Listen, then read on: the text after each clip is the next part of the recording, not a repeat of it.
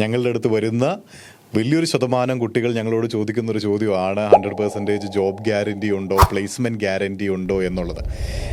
കേരളത്തിലെ കുട്ടികൾ ഏറ്റവും അധികം മാനിപ്പുലേറ്റ് ചെയ്യപ്പെടുന്ന ഒരു പദമാണത് 100% പ്ലേസ്മെൻറ്റ് ഗ്യാരണ്ടി എന്നുള്ളത്.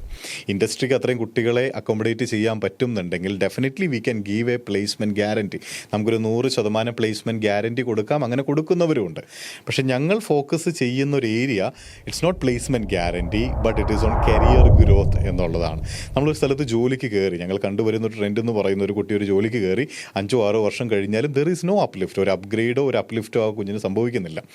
അപ്പോൾ നമ്മൾ ചിന്തിക്കേണ്ടത് എനിക്ക് എത്രയും പെട്ടെന്നൊരു പ്ലേസ്മെൻറ്റ് ഒരു ജോലിയിലേക്ക് ചാടി കയറാം എന്നതിനപ്പുറം ഞാൻ തിരഞ്ഞെടുത്ത മേഖലയിൽ എനിക്ക് ഒരു കരിയർ ഗ്രോത്ത് കിട്ടാൻ ഞാൻ എന്ത് ചെയ്യണം. That is the most important question that a candidate or a student should be asking yourself before taking a course.